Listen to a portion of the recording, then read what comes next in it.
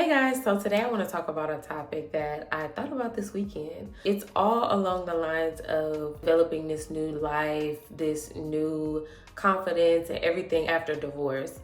This channel isn't going to be 100% centered around divorce, but because that's where I am in my life, I wanted to talk about some of the things that I think about and that I deal with and that I contemplate in my mind in this stage of my life. One of the things that I thought about this weekend was you got a lot going on. I had a couple events to go to and I still had to prepare. I still had to work out. I still had to work. I still had to just a whole bunch of other things that I needed to find balance in all of it. Your girl struggles with this. It's hard to find balance when you're the only one doing everything. I mean, everything. I'm trying to get structured to the point where I can find not a perfect balance, but a balance that suits my life, that a balance that will align with my goals and that doesn't put so much pressure on me to feel like I have to meet this said thing when progress is better than perfection, I think. When I think about balance this weekend, specifically, I was thinking about places I was going, getting out the house, spending time with my kids. I had a little bit of mom guilt this weekend. I haven't really been doing that much, but when you're around your kids so much, you start to get mom guilt when it's time for you to go and do things for you. I had to take a step back and say, Sin, you're becoming a hermit. You need to get out of the house. You cannot let yourself go. You have to socially exercise. That is one of the most important things I would say in this season of healing, restarting my life and everything is finding balance in all of it. My biggest thing last year was being grounded. And I feel like I'm doing a really good job. That's more of a personal thing that I talk to God about, me having my relationship with God, because before it was non-existent. Now I wanted to be able to ground myself before I started putting myself in environments and doing different things, so that now that I can, when I'm doing things, I want to be led in a way that displays discipline in every area of my life. And discipline is a practice. Like, discipline is a muscle too. I am struggling with discipline, and I think that is going to be my word for the year. Discipline, discipline, discipline. I know that in my walk, it doesn't look like everybody's. And I want to encourage somebody that if you find yourself in your walk with Christ and you look back and you see where you used to be when you didn't even seek Him at all, you have to celebrate the small wins. Not to say that you can do whatever you want, but you have to reflect on when you didn't even talk to Him, when you didn't even seek Him, when you didn't do anything pertaining to, like, you didn't even pray, you didn't even think to open your Bible, you didn't even think to talk about Him.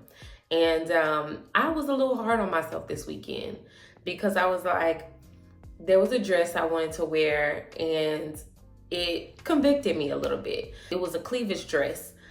It had some cleavage and I had bought it prior to, but I think about my intention when I would wear certain things before I started my relationship with God. And my intention was always to gain attention. I mean, my intention, whether that be from my husband or, just from anybody just saying, oh my God, I love your outfit. I just love the way you put this together. It didn't even have to do with anything about being revealing. It was more so of just wanting the compliment. And now it's what is gonna make you happy, Sin. Like, I don't need outside validation anymore. I didn't feel bad per se. I just thought about it. And I thought about what other people would say. And I think that in this season of my life, it's not making an excuse for wearing what I want, but I want to be able to identify why I'm doing the things that I'm doing. And I want to be able to make the decision based on what I want to do. I think that it's important to not be so hard on yourself. I feel like the enemy will really try to trick you and make you believe and try to talk to you and tell you, you haven't changed. Look at what you're doing. Look at what you're wearing. When none of that has anything to do with the heart. How are you making your decisions? What is your intention in wearing what you're wearing?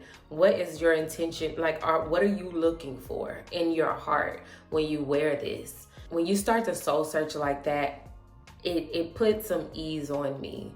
Not to say that I will not alter the more I start to evolve and change. And just keeping it real. I think a lot of the times Christians, it's too much. Like, y'all, it's just a lot. And we should really be focusing more so on the fruit and more so on the heart than anything else. I think it all has a lot to do with finding the balance in your life. Right now, I'm looking for, and I'm exercising my confidence. I'm exercising my conversation with people. I found myself not wanting to do anything because I wasn't doing anything. I think it's so important for you to be social so you don't lose that. Like, you get awkward. And I found myself when I went to this holiday party and I went to a 40th birthday party this weekend. And I found myself feeling awkward in conversation. And I'm like, that is not me. And most of it was because I wasn't drinking like that, like I used to. I was trying to flex the muscle of my social life without having alcohol. It was awkward, y'all. It was really awkward. And I was like, I gotta get out more. There's no need for me to have this issue. Like, I wanna encourage somebody that if you're in a spot like me, go out there and, just try different things. Talk to people. Be social. That doesn't mean you have to be buddy and friend this and besties or dating somebody. You don't have to do all that, but just being able to flex the muscle of conversation, knowing how to talk, and finding balance in being a mom, a 9-to-5er, be content creator, finding the balance in the betterment of yourself, reading, your relationship with God, working out, eating right. It's like all of these things have to come with the level of balance. And I think it all has to do with discipline. The word for me this year is discipline. Some areas I'm more disciplined, some areas I'm not. It's just really, really interesting to see when you're disciplined in certain areas of your life, the growth that can take place. And when you're not, you find yourself stagnant. I'm not gonna start really hard on myself. I'm going to be disciplined in a way that gradually progresses. So say I'm trying to discipline myself from eating and kind of discipline my palate and my food intake. This past couple months, I've been fasting in the morning. So I will, and it's for discipline. It can be spiritual too, but I'm not gonna sit here and act like I'm just that spiritual to where I'm fasting for real, because I'm not. And I want to learn to do that, but that is a process. And right now I find myself fasting in the mornings, fasting until 12 o'clock, so that I can just train my body not to just be eating so much. I found that helps me so much with discipline, so that when the next meal that I have, I'm like, okay, I'm gonna eat this portion, and then later I'm gonna have dinner. I'm not gonna you don't need 3 meals a day. You just don't. And one day I did a all day fast, just liquids. And it was one of the most refreshing things I've ever done. It was one of the most refreshing things I have ever done. Was it easy? Absolutely not. But it trained my mind to believe that I can do hard things. Like, I can literally do this. This is so hard. I'm fixing dinner for my babies, and they're eating their protein and their vegetable and their starch. And I love starch. Like, but I know that I have to do this so that I can build this discipline muscle in me, because when it comes to discipline for me, this is how I train my mind. It's like, okay, if you can do this really, really hard thing for this short period of time, you can do anything. And next time you're going to turn it up a notch. So like when I would run, I'd run for like, I used to run a mile under 10 minutes, under 9 minutes, really. That was probably one of my best seasons of my life, fit wise, outside of high school. I would run a mile under 9 minutes. And the way that I would train my mind to is that I'll go at a pace of 6, and then I'll speed it up on that last minute, and I'll speed it up until I can't anymore, until I'm going like super, super fast. And it's probably like 8.0, 8.5. If you run on a treadmill, you know what I'm talking about. So I'll sprint at the end. That way the next time I'm probably going at a pace of 7.0, and it's, you know, it's gradually getting there. But if I can train my body to do the really hard thing, then I can gradually move up into the really hard thing. So I don't know if that makes sense, but I definitely am exercising my ability to be disciplined this year. And I think it's one of the most impactful things you could ever do is to be disciplined. Another area of discipline for me is me in my relationship with God. So I never used to pick up the Bible. I never used to pray. I never used to do anything. But I know that every morning I have to make sure that if I want to train myself spiritually, then I have to set the tone for the day. And if I don't set the tone for the day, everything else is going to be out of whack. So I have to have my time with God. In order for me to do that, it requires discipline. Discipline, that area is getting up at 5 a.m. to go in my closet. That's the hardest thing. That is so hard. I've never been a 5 o'clocker, ever. But there was one period of time where I was being woken up at like 4:30. That was like right when I was in the thick of my divorce, when we had first separated. And I was being woken up at 4:30 every morning. And I'm like, why am I waking up so early? Like, what is going on? And then I just found myself just continuing to do that. And 5 o'clock became normal for me. And now it's normal because I've disciplined my body to wake up at 5 o'clock to go in there. And some days I'll go in there, I'm like, I'm sleepy. Like, I don't even have nothing. Like, what? Please, like, what are we doing? I'm tired. So at that point, you know, I listen to worship music. I try to read a devotional to get that engine revving a little bit, because every day you're not going to have something to say like that other than thank you, Lord, for waking me up this morning. And it becomes repetitive. It feels like it becomes repetitive, but you can't that's why I read a devotional, so that it can kind of jumpstart my mind into thinking and reading things that will allow me to reflect. So yeah, that's another area of discipline that I am exercising. I think that this year is going to be pivotal because of discipline and balance. Like, those two words, I didn't know what I wanted to come on here and talk about, but initially it was about balance. I knew I wanted to talk about discipline too. I want to encourage somebody to let them know, like, don't be so hard on yourself. I know that I was hard on myself this weekend because I haven't been out in a minute, and I haven't been social, and I know we have to discern the environments that we put ourselves in. And that's why the areas that I was in, they were controlled environments. There is not like I was in a club or in a lounge or anything like that, to where I'm around environments that's like, you know, people I don't know, and just putting me in positions that are a little bit more difficult to find yourself in. But yeah, I just know that I needed to get out. I did, and I really enjoyed myself.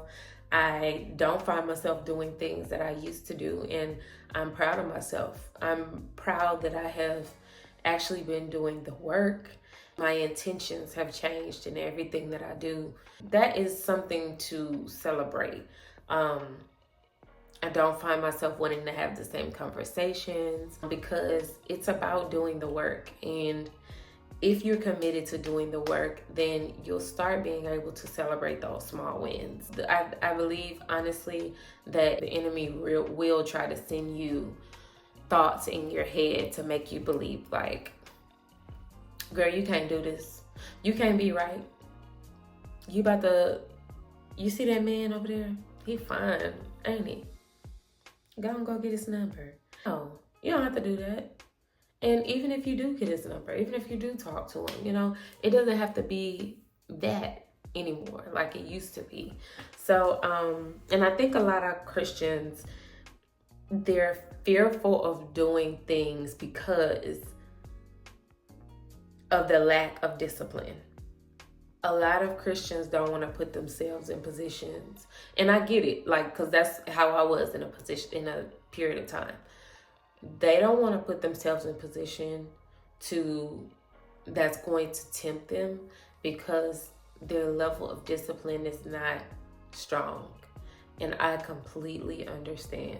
I believe that when you develop that relationship with God, that you start to become keen in your senses.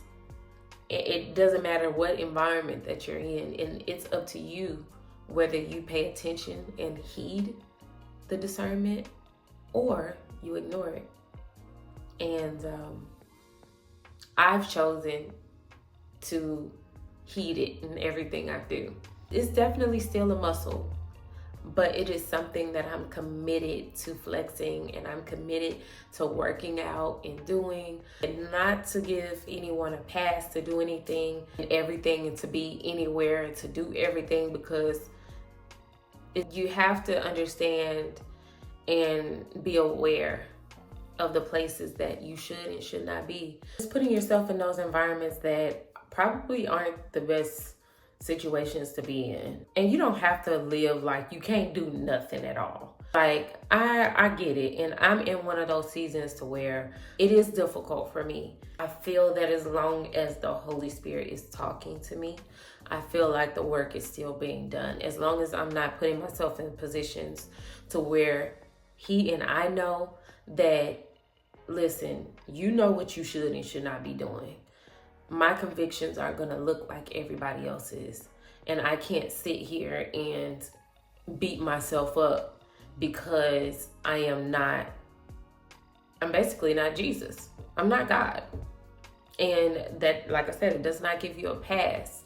But do not let the super saints make you believe that you can never be a Christian or you can never be in true relationship with God because you don't walk around with a full-length dress on, or you just don't do anything at all.